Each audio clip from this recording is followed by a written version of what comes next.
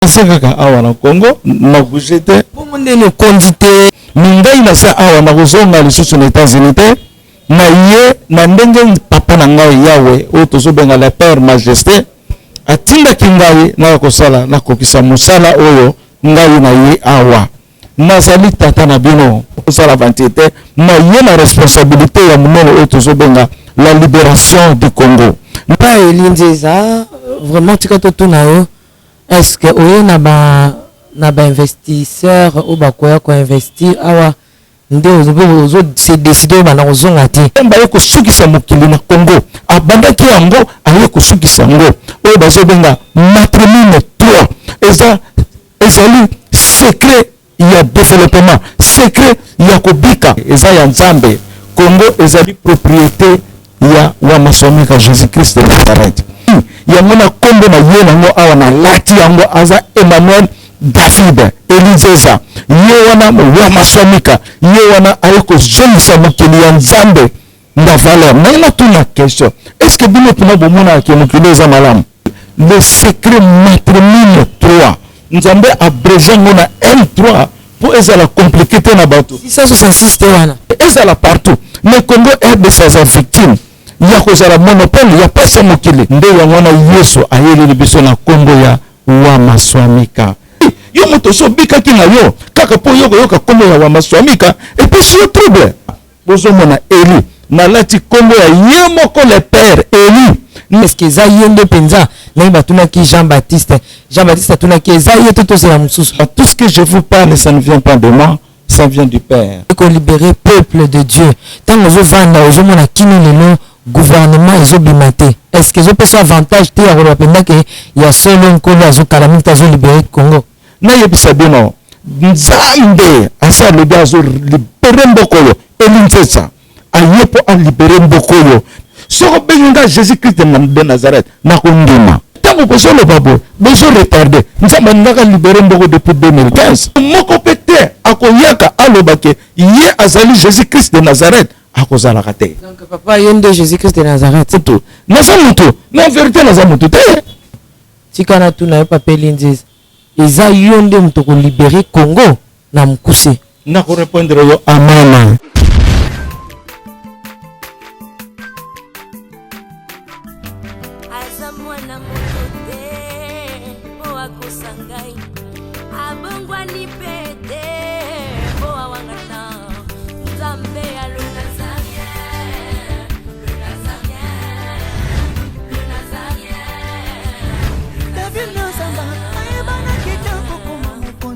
Dans la démission est belé, dans l'andara pour ça donc félicitations.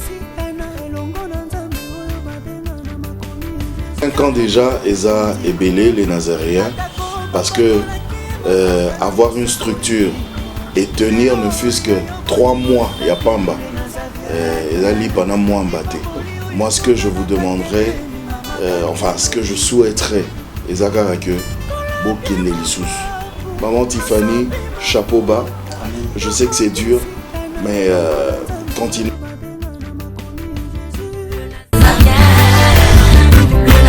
Pas responsable, nous sommes les Nazaréens, que nous sommes ensemble.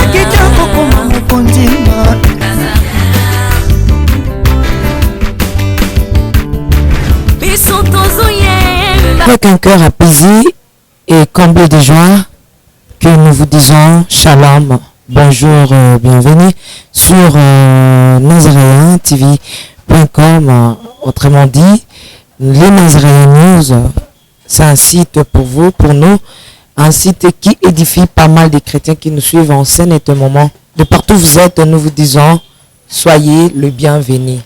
Soyez le bienvenu, car ma Nzambe est zate. C'est la vôtre, la princesse de l'Éternel, la sœur Tiffany Mokwal, la présidente du Parlement Céleste, députée quoi, qui présente cette émission pour vous, une émission dont nous recevons les hommes de Dieu autour des sujets importants, c'est très capital. Allez-y comprendre que c'est l'émission Table Sainte. Aujourd'hui, je reçois pour vous l'homme de Dieu, le prophète Elinzenza, qui séjourne ici à Kinshasa depuis quelques mois.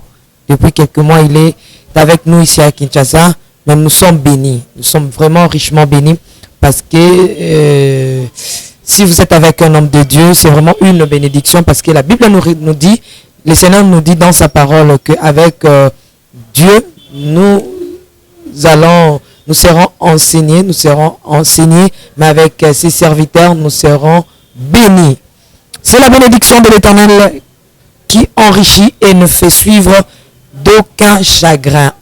Encore une fois de plus de shalom, je signale que derrière la caméra, c'est celui qu'on appelle Alain Kiakala et Yves Boulofa. Que le Seigneur vous bénisse. Je retourne rapidement à la régie parce que mon invité est déjà sur ce plateau. Mais je m'aimerais danser, glorifier le roi des rois, le Seigneur des seigneurs, l'omniprésent, l'omnipotent, l'omniscient, le Dieu de nos pères, le Dieu d'Abraham, d'Isaac et de Jacob.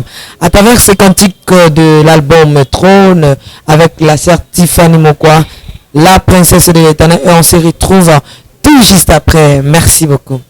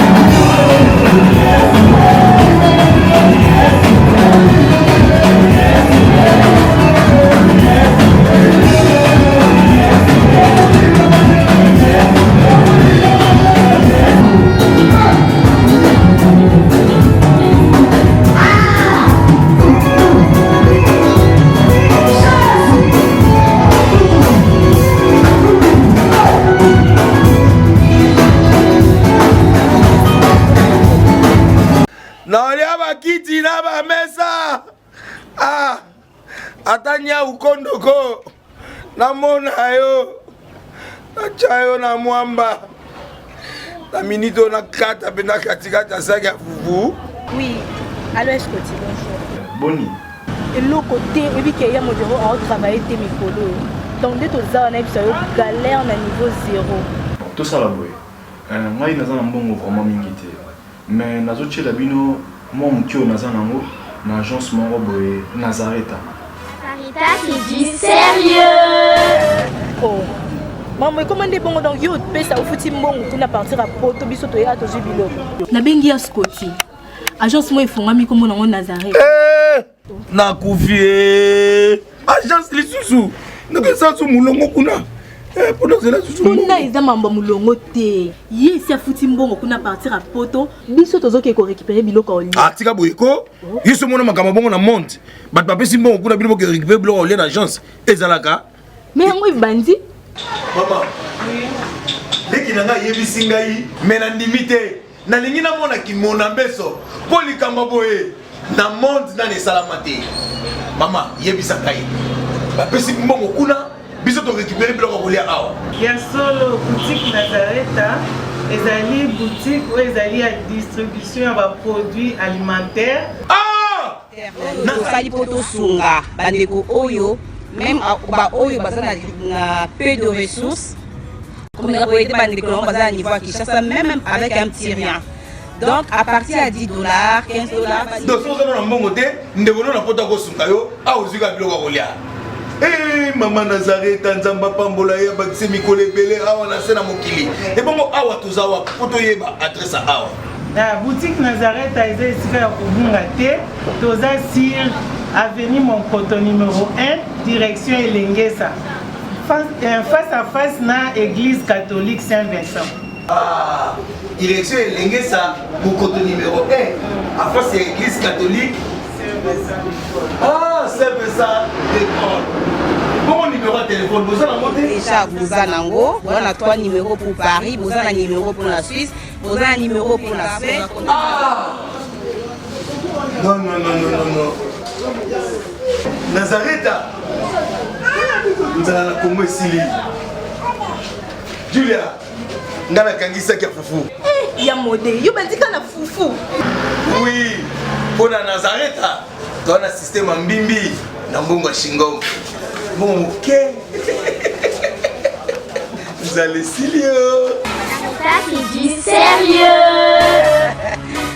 Nzambe Zawapi, si Dieu est pour nous, qui sera contre nous? Il est le maître des temps et des circonstances. Je m'en vais dire de big salutations à tous ceux-là qui nous suivent de partout. Précisément à Papa Guy Labal avec son épouse Maman Lauriane depuis l'Afrique du Sud. Nous vous aimons beaucoup et les petits enfants là, je vous fais des gros coucou. Tantine vous aime beaucoup. Pourquoi pas celle qu'on appelle Marlène Mbouyi depuis l'Afrique du Sud, ma petite sœur, je t'aime beaucoup. À celle qu'on appelle Nekab depuis les États-Unis, donc ma dada, je t'aime aussi beaucoup, beaucoup. Que le Seigneur te bénisse. Mon manager de tous les temps, de tous les jours. Et pourquoi pas Maman Bitiko Kelea. Maman Bitiko Kelea. Voilà, maman, je t'aimerai toujours parce que tu es vraiment ma maman. Maman Bitiko Kelea depuis les États-Unis et Papa Théo. Que Dieu vous bénisse. Pourquoi pas à Hendris, David, pourquoi pas à Maman Foura, que j'aime aussi beaucoup, beaucoup, ma maman. Bisous, bisous. Et que le Seigneur vous bénisse. Je dédie ces cantiques précisément à maman Madi depuis Londres. En tout cas, c'est ma maman, hein, très calme en coulisses, mais c'est ma maman quoi. Je regarde papa Eline Zeza, c'est vraiment mon papa de longue date. Hein. C'est vraiment mon papa de longue date. À qui j'ai dit shalom papa. Merci Seigneur. Je remercie le Seigneur d'abord. Je remercie le roi des rois. Amen. C'est lui qui est avec moi. Papa s'il vous plaît, le micro. Ah bon? Je dis ceci, je remercie le Seigneur. C'est lui qui s'appelle Wamaswamika Emmanuel David Maswamika Elinzeza. C'est un nom qui est venu, un nom nouveau. Un nom que le Seigneur lui-même avait parlé longtemps quand il était aussi sur la terre. Yemoka lobaki nako yana kombo oyo. Kombo oyo ngai moko na yebi kombo na oyo na bato mususu ba yebite boko okende na Apocalypse 19 na verset 12. Alors na pesi bino nyonso mbote na kombo na Yesu Kristo Masia. Potana mususu ba malobo tozoloba bato baza ko saisir ngo malamu te po ezama eyena makambo ya sika. Emmanuel ayena makambo ya sika. Oyo bazobenga Alpha et l'Oméga. Donc le commencement et la fin. Donc tout le commencement le commun à la fin. De toutes choses mauvaises, de toutes choses souffrances. Et maintenant nous arrivons à un autre commencement, un nouveau commencement. Donc la fin et le commencement. Donc maintenant tu continues à un nouveau commencement, l'alliance de Jésus-Christ de Nazareth. oyo Yesu apesaki promesse, je reviendrai pour reconstruire la tente de David avec ce ruine. Mais Yesu aye kozongisa Israël royaume Congo na standard nango ndenge Nzambe asalaki mokili. Tango Nzambe asalaki mokili, asalaki Congo oyo biso tozo monake eza ntina te. Mais Nzambe amonaka Congo eza ntina po Nzambe abotama na Congo. Nzambe azongi na Congo. Awuti kofanda na bamindele, mais aye kozonga na Congo. Pona akokisa liloba oyo elobamaki na le commencement de la création. Boyebi ngai bien nazali nani papa Elinzeza oza Emmanuel David Elinzeza. Kombo ya sika Yesu aye nango ezali Wamaswamika. Tokosololango papa, voilà, vraiment kombo yo nde ezali vraiment comme makambo ebele mais papa tika to tuna onano bayi mboka mususu batuni bato bazala kalibanda to pena kati tango yake ningisa mwa mkesi ma mikolo kimi koti balobi ozongi États-Unis okepema okezonga no ba jambo ozongeni na yo ba shawarma ozongeni na yo ba ketchup États-Unis na ba frites. Mais lelo la princesse akangio ana Kinshasa est-ce ozongi lisusu? Non, depuis mwana yaki tosolola ki wana nasakaka awa na Congo na bougete bomonde no kondite ozwaka santé kitoko mamunyaso bien njulu kita depuis za mboko na ngai nabotamaki awa nabotamaki na awa teza na commune na commune na Kinshasa ya Kinshasa nabotamaki na Lingwala na mama yemo. Donc juste en face na biso kuna po awa toza na Lingwala na hôtel Jadobi. Donc na hôtel wa munene ya biso voilà na hôpital général mama yemo. Donc na bota na Zakinois. Mais elingolo bateke po na Zakinois elingolo bakileki batu nyonso ba Congolais nyonso po na mone que au contraire que bakinois bazongisi matro na par rapport ya bandeko mususu parce que bato bazana kati ya lumière basoko bambo ndoko na bango ngezate mingai na sa awa na kozonga lisusu na États-Unis te na ye na ndenge papa na ngai yawe o tozo benga la père majesté atinda kingai na kosala na kokisa musala oyo ngai na ye awa nazali tata na bino nazali na kati ya Nzambe tozo benga la père majesté na kombo ya papa mwana pe molimo santo na ye koyebisa bino ke nga na ye awa pona kokisa liloba ya Nzambe eza aventure te na koyi kotika États-Unis te na tiki pa minga minene ezali kembo ezali na tiki na famille nga pona ya awa pona sala aventure na sala ko sala aventure te na ye na responsabilité ya munene oyo tozobenga la libération du Congo. Libération na esakaka libération oyo ezali awa na Congo te mais libération ezali tout entière na ba génération na ba nation nyonso na mokili ezala Europe ezala Asie ezala wapi bakozwa libération na kati ya mokili batu mingi ba nation mingi eza kosofre. Donc objectif nanga ezali na ye awa pona kokisa liloba ya Nzambe na kombo ya Wamaswamika Emmanuel David Masomika Elinzeza.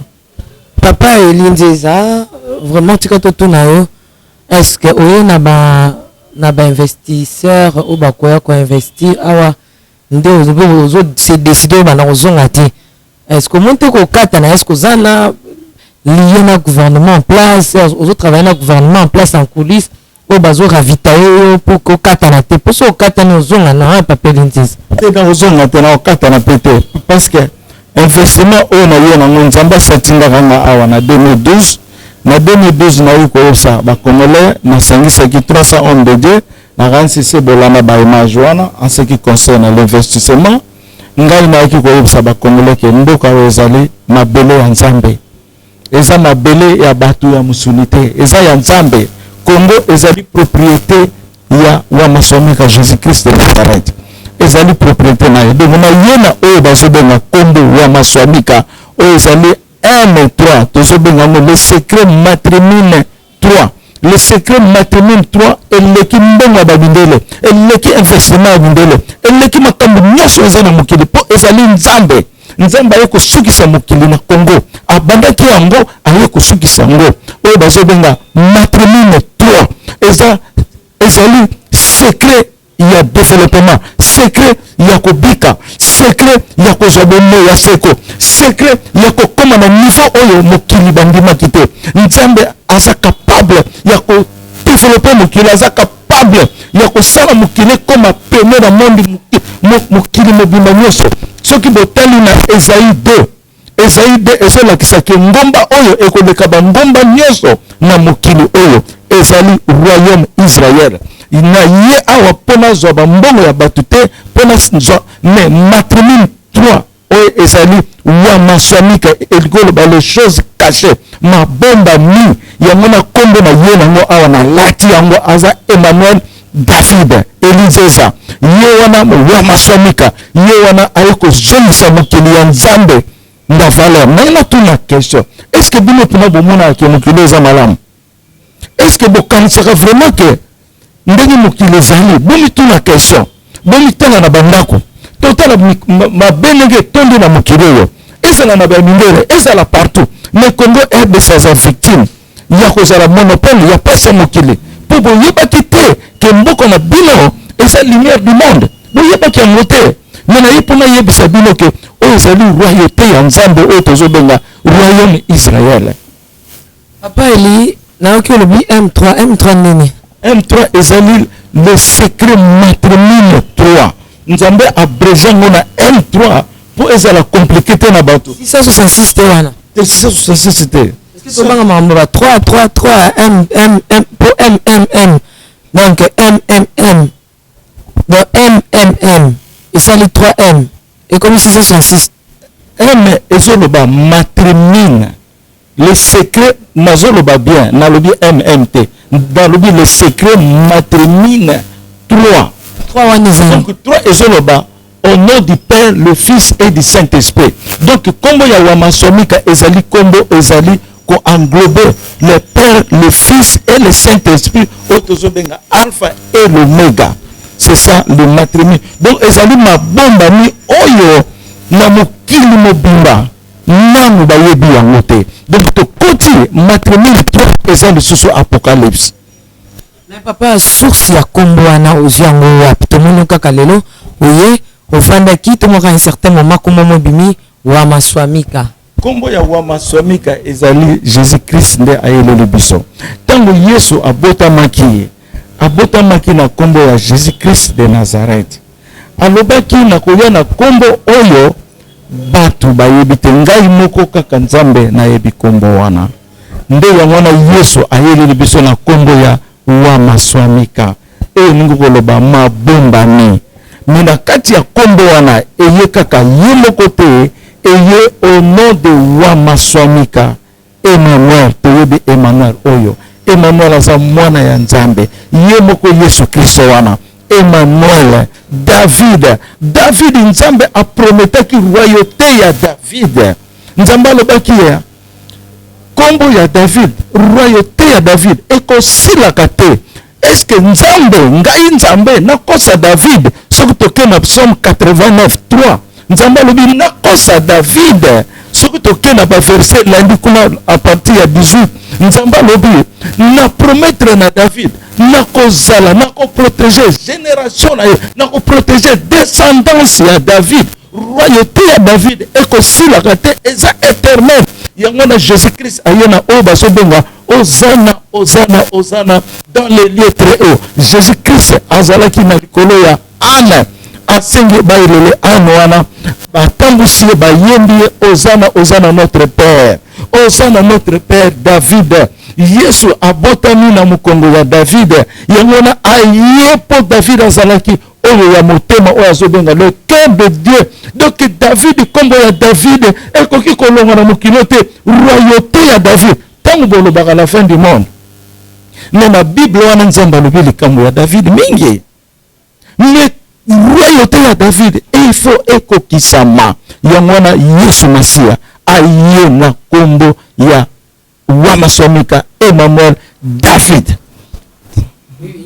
Akeli susu maswamika ezoloba accomplissement. donc akokisi yango achevé yango spirituellement par la foi. Donc asa kokisi yango tokobanda mona kaka makambo bandi ko changer. Siko tokeli susu na Eli Nzeza bozomona Eli na lati kombo ya ye moko le père Eli Nzeza ezali kombo oyo epai Yesu a stationné. Siko toke na Esaïe 45 nzamba alobi na ngai nazalaki kosolola na yo na Esaïe 41 mais siko na bandi kosolola na yo par la force et puissance na Esaïe 45 ndenge asimbi loboko ya roi wana Cyrus wana alobi nazako pasola banzela nazako lona nazo pasola nakomisa yo na esika oyo nga nalingi. Soki tokei na verset 14 eza koloba batu ya mokili oyo bazobenga ba égyptien ba éthiopien na bible wana botango malamu batu wana bakangami na bachaîne baza koya kobondola oyo azalaki roi wana balobi kaka na yo nzambe oyo asala likolo azalaka na kati na yo azali esika mosusu te kaka na kati na yo. Donc je suis le temple de Dieu, je suis la maison de Dieu. Yamona aye kofanda na Nzeza Eli ezali ye moko nzambe aye kofanda na mwana na ye wa masonika et puis le père azwi kaka susu kombona po ezali mokili change to wuti na mokilo ya kala to yesu ko na mokili ya sika ya mwana bato bazoyeba te comme preuve to komona inondation ya makasi kosalama ekozala spirituel et non spirituel. To komona basoterel tango na lobaki likambo basoterel bakoya koenvahir mokili bato basekaki mais basoterel baye koenvahir na kote ya Las Vegas esika masumu ezali na États-Unis to moni basoterel ba video ezali mais nano esili te eza ko continuer inondation ekozala nzamba lobi na ngana loba boye tango Noé azalaki ko parler sur la parole de la vérité mutu moko ayokelaki Noé te basekaki ye balobaki n'importe quoi ndenge lelo bozo sala ngona Eli Nzeza bozo koyeba ye te botuna bofukama na nzambe botuna avant oloba mingi tuna na nzambe olobi tro oyebi te ki binoko osoliaki osanzaki yango ozongeli lisusu kolia binoko yo osanzaki yo moto sobikaki na yo kaka po yo koyoka kombo ya wamaswamika epuis yo trouble otuni nzambe te biloko nyonso eza na Bible. Jésus lobaki je vous envoie l'esprit du Père le consolateur il viendra à ce qui concerne le jugement, le péché et la justice. Il vous conduit dans la vérité. Mais yé na liloba ya sika oyo bato nano bayoka yango te bolanda maloba tozo biso toye en ce qui concerne la parole liloba toye en ce qui concerne liloba. Bon naza na liloba msusu soko za na question msusu oyo na nina loba oyo ezali vraiment très important. En tout cas na ye kolala pongi te mais papa so bandola la pongi po bandola kikimia bato abiye ko libérer mboka miso na bato déjà etiami awa basusu bakoti na mabondeli bato na est-ce que za yende penza na bato na ki Jean-Baptiste tuna ki za yeto to sera mususu oye awa wa eloko moko sala mate conférence on baki ko sala eloko moko zo sala mate ovandi kaka bato bakobaki papa munene se kazolia na ye bien yango avandi na ye omoni eza likambo ya kozala kimia boye te to koloba pamba te. Jésus lobaki plus de 71 fois tout ce que je vous parle ça ne vient pas de moi ça vient du Père. Oyo nyonso na yebisaka bino eza ya ngai te ata ndenge nazoloba na bino boye eza ngai te nazoloba oyo molimo santa azoloba na nga na kati na ngai nakoki kosala likambo oyo nzambe alobi na nga kosala te nga nasala yango je ne peux pas faire ça. Soki nzambe alobi na nga sois calme mon fils sois calme ne sois calme soki alobi loba na lobi donc nakoki koloba te pona na sepelisa bato mais nzambe asepeli te ça c'est pas bon. Lelo église ekwei bozo sambela kisasa mobimba eza na beglise okebo église mais nayebisa bino eza solo na solo ezolumba likolo bozo bateke beglise wana botonge et puis le peuple continue à souffrir mboko eza na libulu moko ya makasi bozo sosola note Papa tango ovandi boyeko tala yo oyeko libérer Congo, oyeko libérer Afrique, oyeko libérer peuple de Dieu. Tango ozovanda ozomona kini lelo gouvernement ezobimate. Est-ce que ezopesa avantage te ya koloba penda ke ya solo nkolo azokalamiki azolibérer Congo? Amen, amen, amen. Na question tunenga liboso avana na répondre oyo. Bato bazolanda biso. Oyo bazokolanda biso na YouTube ou bien internet na banzela nyonso donc tozolobela. Bakomona ke tozali ko continuer koloba. Mais le problème que parce que bino bolingi ngai na salsa ba conférence ngai na bengisa bato na ndenge bolingeli ninga so sala makambo ndenge nzamba lingeli tozaki déjà na ba projet ya conférence ezali esilité mais tangu ngai bozomona kinga na fandi te na lala te je te dis soko benga na 4h du matin oyokanga moi je ne dors pas donc nzambe wana azo sala musala naye tozobenga Yahweh par la puissance de Saint-Esprit molimo saint azo sala musala na ya Congo to lali pongi te tokolala ka pongi mukolo Congo etelami tokozwa repos kaka peut-être quelque temps mais tokolala te po tozala musala ebele na Congo totala eloko ya liboso nano mentalité ya bakongolo ebeba bolingo na kati ya mitema ekufa ekoma kaka revanche sorcellerie nangina pesa bino message d'espoir nayebisa bino nzambe asa lobi azo libere mboko oyo elinzesa aye po alibere mboko oyo ninayebisa bino naza kotala nazoyoka mawa mama mawa nanga nazoyoka mawa nanga nazoyoka po bino bozofinga nga te bolingo ngai te me mawa nanga nazoyoka bana ya Canada toye koyebisa bino sango ya kitoko na kati ya Calgary. Couple Kibala oyo bautaki Londres na bokasi ya le grand producteur Blaise Mangindu Remangola baza ko se produire na Calgary le 28 samedi le 28 oyo septembre. Samedi le 28 septembre de 17h Tito Kolemba. Bakozala bongo accompagné na groupe ya frère Micho Mundos pona ko yembela nzambe. Boya samedi oyo le 28 septembre de 17h Tito Kolemba. To yembela nzambe, to betela nzambe bilolo. Na Calgary eko yinda mabe. Boya bino nyonso tu bozalaka na Québec, bino nyonso tu bofanda na Canada, de partout. Bozalaka soki wapi toya na Calgary pona kokumisa nzambe elongo na couple Kibala oyo bakozala accompagné na frère Micho Mundos na groupe na Emodimba eko yinda mabe na kutu na uzala. Jésus est Seigneur. La maison House of Pop et les Nazaréens TV présentent la princesse de l'éternel, la sœur Tiffany Mokoa, en concert live. Shalom peuple de Dieu, c'est la sœur Tiffany Mokoa, la princesse de l'éternel. Je vous invite déjà, c'est samedi 24 août à Wana Village Temba. Avec comme invité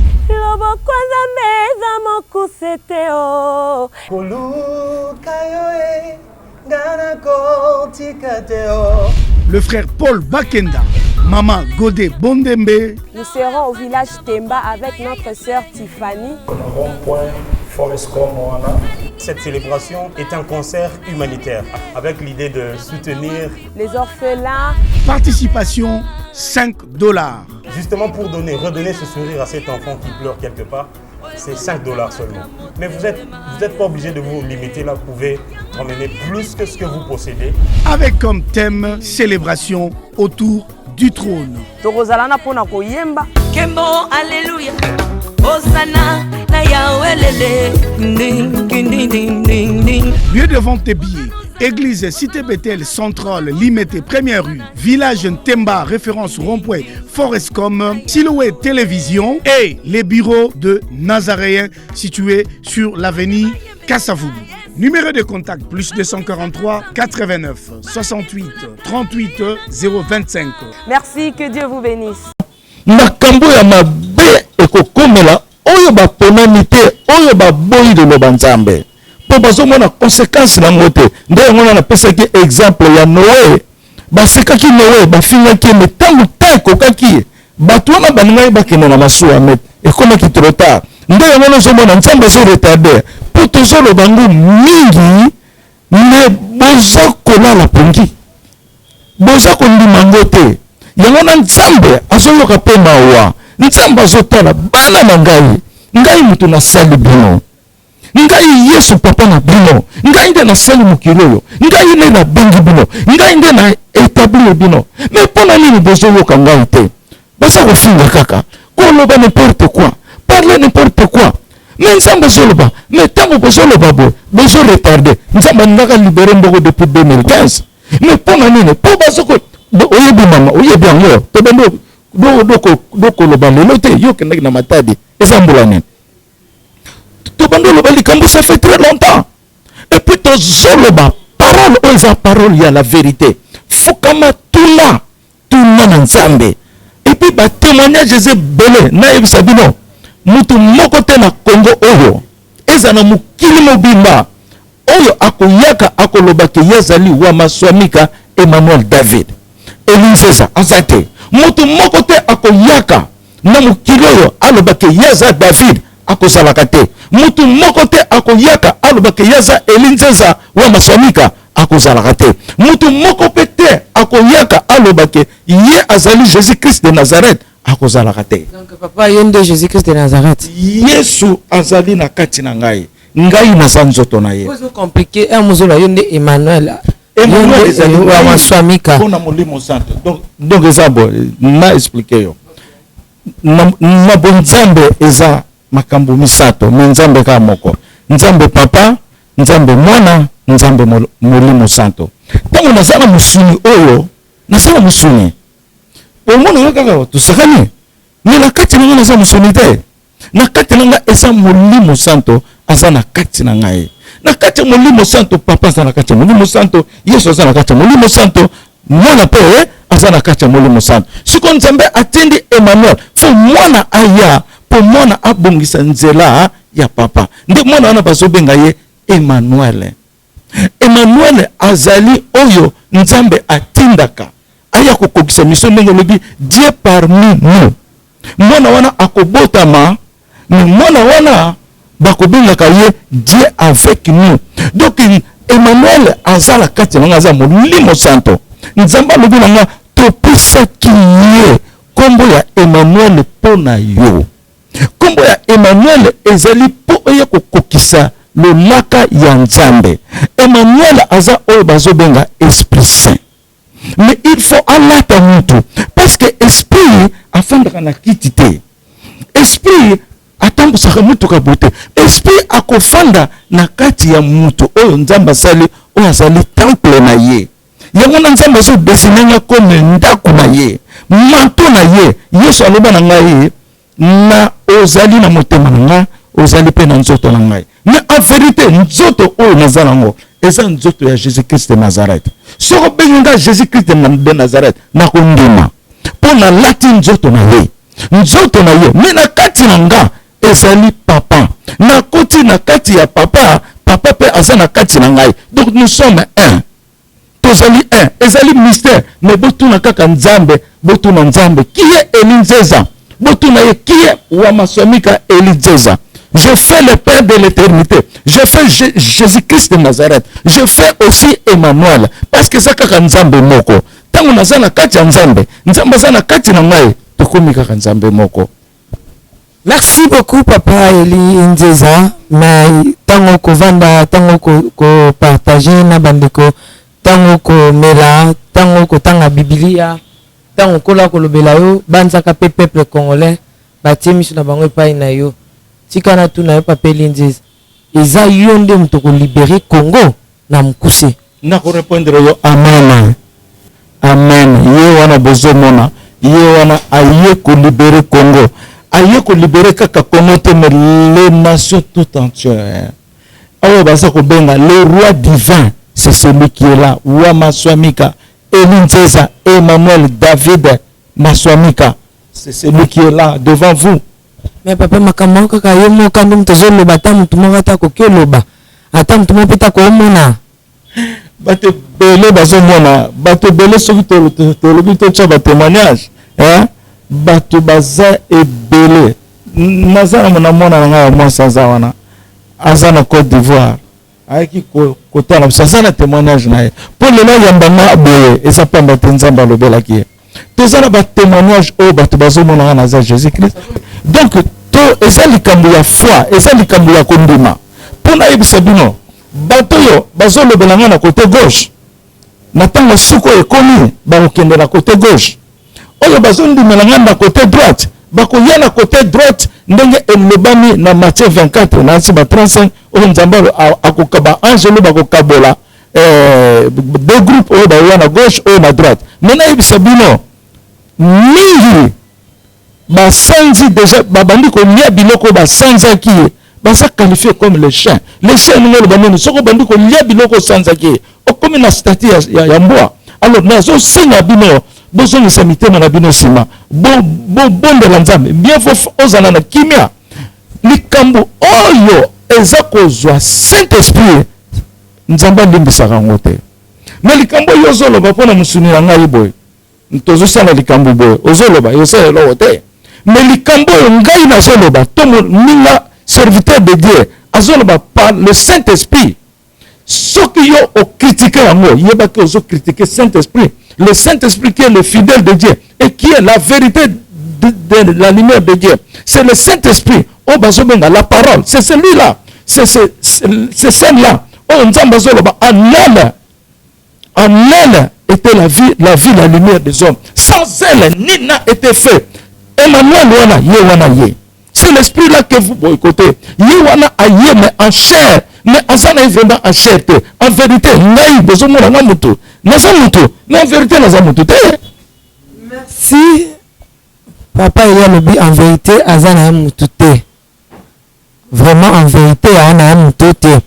Tongi Tolanda, au Dieu Moko, au Komera Kibiso, Ndeko Moko Abe Abengaki le Nazaréen, pour na Makamba Papa et Linziza, à Tindipso, au Dieu, n'habite à Tindela Pays à Bapeli. À Tindela Miso, le Bamutu Moko. Faut se rappeler clair. La bouche autorisée de Dieu. Shalom peuple de Dieu, que la paix de notre Seigneur Jésus nous comble, parce que tous nous avons besoin de la bénédiction de l'Éternel. C'est la sœur Tiffany Mokoa, la princesse de l'Éternel, la présidente du Parlement céleste, députée Kwanabanda Kunabino. En tout cas, la Bible nous dit, vous connaîtrez la vérité et la vérité vous affranchira. Nouvelle Zakaka, tu peux communiquer, information, c'est que les Nazaréens ont moins souci, vraiment souci, mon côté technique. Voilà pourquoi nous vous supplions, nous vous demandons, s'il vous plaît, d'ailleurs que vous acceptez Rabiso na banda kuna bino ka lolenge tozali. Vraiment to rosenga na bino na bolinga nkolo, bayo bolinga ka kolanda mingi les Nazaréens. Vraiment bo sunga biso bo s'abonner dans les Nazaréens News. Donc, neka ke komami wana les Nazaréens News parce que les Nazaréens oyo ya Kinshasa ne oboye baki liboso ezu un petit problème technique. Donc, moi et toko tsaba vidéo il y a milai eza vraiment pour l'instant. Donc, voilà pourquoi na bolingo musalo tozala nango tosala libino les Nazaréens News. Donc, les Nazaréens News nde ya bino les Nazaréens News.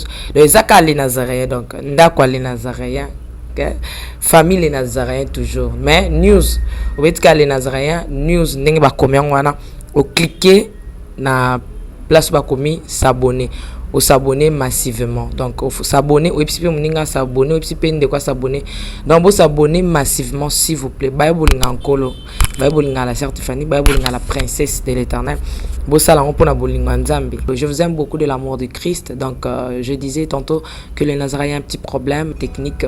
Voilà pourquoi nous vous supplions de s'abonner sur les Nazaréens News. Ces derniers temps, nous utilisons beaucoup plus les Nazaréens News parce que les Nazaréens qui chassent a un petit souci, un petit problème technique.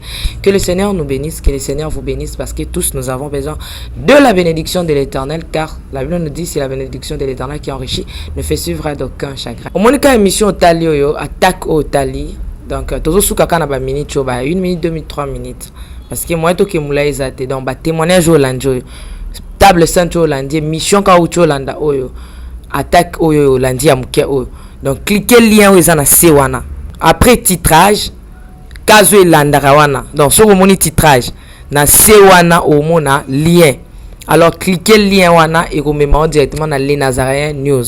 Donc cliquez kaka donc au tali attaque okomona titrage eza wana parce qu'on a si à titrage wana okomona lien final lien wana ekomema yo na les Nazaréens News. Quant à moi, je suis rempli, je suis comblé de joie pour beaucoup s'abonner et belé. Ciao. Jésus est Seigneur.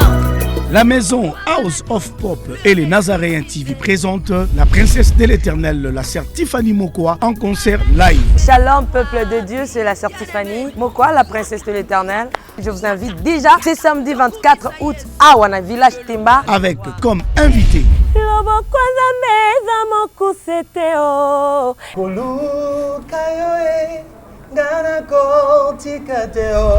le frère Paul Bakenda, Maman Godé Bondembe. Nous serons au village Temba avec notre sœur Tiffany.